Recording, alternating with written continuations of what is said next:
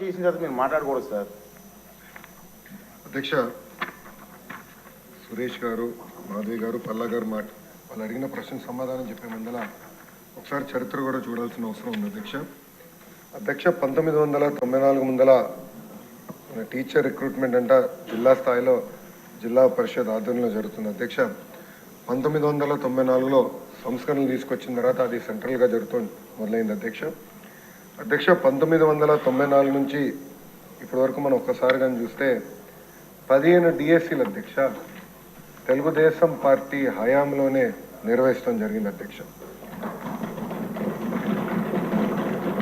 2019 వరకు చూస్తే దాదాపు 2,20,000 పోస్టులు మనం నోటిఫై చేస్తే అధ్యక్ష దాంట్లో 1,80,000 పోస్టులు మనం భర్తీ చేసుకుంటాం జరిగింది.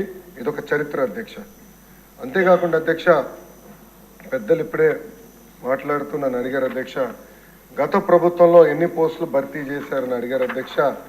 గత ప్రభుత్వంలో అసలు నోటిఫికేషన్ కూడా 12/2/24 అంటే ఎన్నికలకి ఇంకా 2 నెలలు ఉన్నాయనగా కావాలని నిరుద్యోగ యువకుల్ని మబ్బు పెట్టేదానికి 6,100 పోస్టులు, అది కూడా 6,100 పోస్టులు నోటిఫై చేసి ఇంకా ప్రాసెస్ ప్రక్రియ కూడా పూర్తి చేయలేదు అధ్యక్ష. అంటే గత ప్రభుత్వంలో డిఎస్సి ద్వారా భర్తీ చేసిన పోస్టులు 0.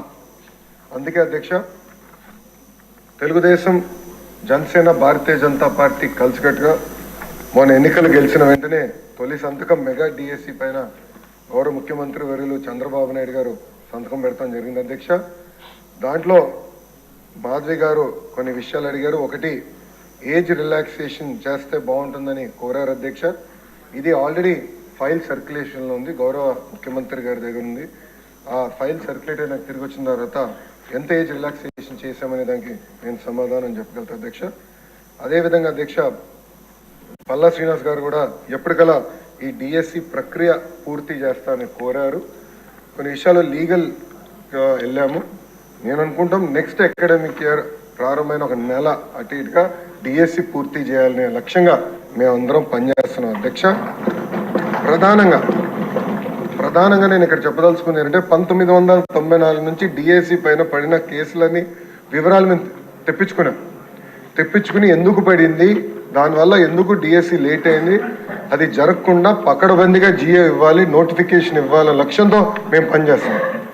ఎందుకంటే 1,00,000 కళలతో మన ప్రభుత్వం పైన నిరుద్యోగ యువకులు ఆశలు పెట్టుకున్నారు. ఆ ఆశలు వృధా చేయకూడదు. చిత్తశుద్ధితో డిఎస్సి నిర్వహించి ఉపాధ్యాయులు మనకి అవసరం ఉంది అధ్యక్ష. అందుకే పకడ్బందీగా ఈ కార్యక్రమం పూర్తి చేస్తాం.